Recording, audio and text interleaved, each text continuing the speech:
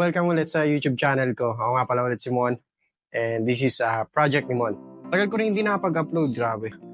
And yung recent na upload ko is yung tungkol sa pag-ayos, pag-restore ko nung master gauge. So, sobrang ganda niya, sobrang effective. And hindi na ako nahihirapan sa gabi. Bali, unang-una sa lahat, bago ipagpatuloy ito, gusto ko muna na bigyan ng pangalan tong project car kasi alam mo yun, yung parang mas madali siyang tawagin kaysa project car ko. Tawagin na lang natin siya sa pangalang Sendo. So, Sendo kasi nga, Japanese name, Japan car, JDM, Sendo na lang.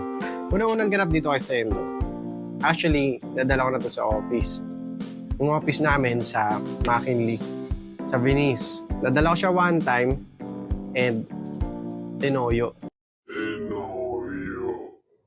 Pag alis ko from Tansa, nandun pa lang ako sa may Zeus. Namatay siya.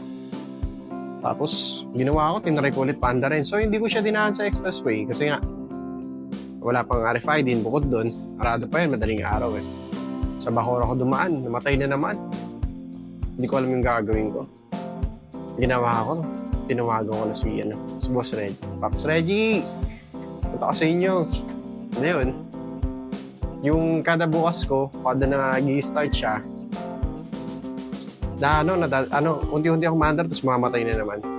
Sabi ko, hindi siya basta sira na may problema sa engine.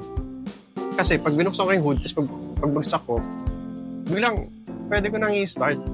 Narating ako kay na Pops Reggie. Yun, na-discover namin na ang problema pala is yung susian. Naglulus na yung contact. Buti na lang merong reserva si Pops Reggie. Hindi nangyari, half day ako. Doon ako dumiretso sa Merville, then nakapagpakabit na ako ng Easy Trip. So, after ko magpakabit ng Easy Trip, diretso na ako sa office. Half day. First time na nadala ko siya sa office, and yung update ko rin is nakapagpakabit na ako ng Easy Trip.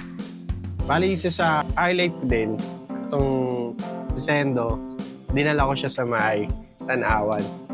And doon ko siya dinaan sa may Talisay, sa Sungay. Sa mga taga Cavite, taga Batangas, or sa mga sino man dyan yung nakakaalam ng Sungay, alam niyo naman siguro yung daanan na yun, di ba?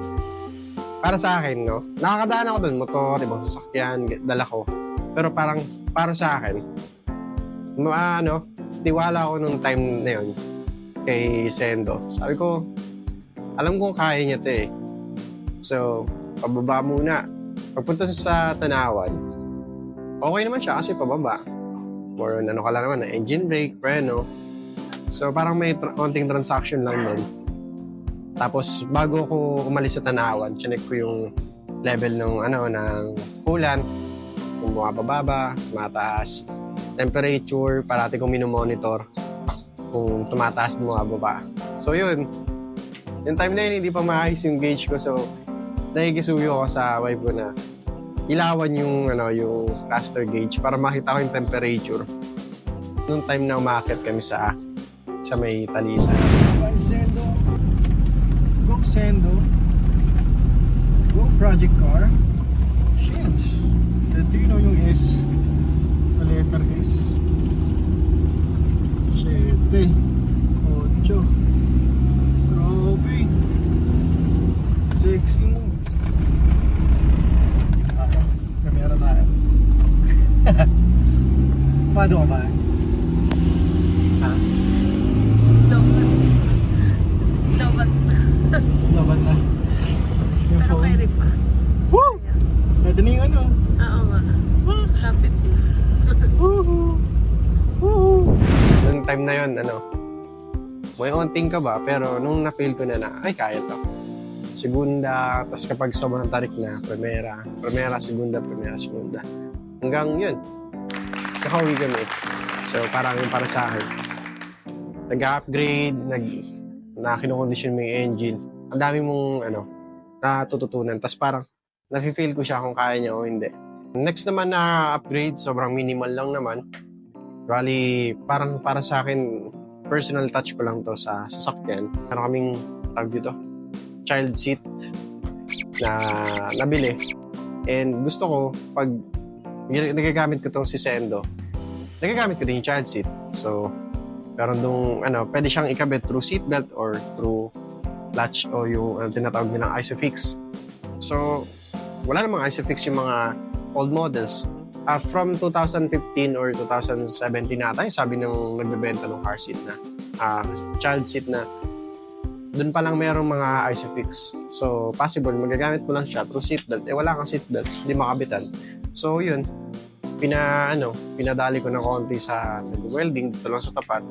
Nagawa namin ng paraan na nalagyan namin ng bakal para, alam mo yun, magamit namin yung ISOFIX. So, yun, nagagamit namin yung child seat. Next kong dito, alam mo parang naboboring ako minsan na walang music. Nagdadala lang ako ng speaker na di Bluetooth, tapos di charge. Tapos yun, ginagamit ko lang pang sounds. So, one time, naghahanap talaga ako ng stereo. And ang gusto ko talaga yung OEM or yung cassette type. Kasi marami kaming cassette dito na magagamit. So, yun, bumili ako ng stereo. Nung check ko yung wirings, nakita ko, buhay naman pala yung linya. May linya sa speaker sa likod, sa harapan, sa kanan, sa kaliwa. Kasi wala nang ibang speaker.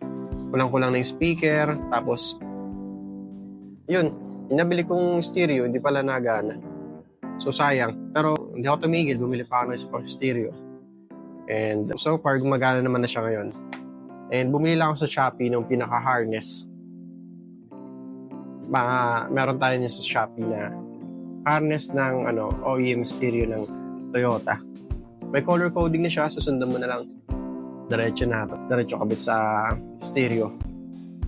And yun, kung may binibenta pala kayo na stereo OEM, hindi cassette. Please, yung working yung cassette, working yung antenna, yung radyo, tapos malinis, hindi grounded. Offer nyo sa akin, tingnan natin kung magustuhan ko, mabili ko.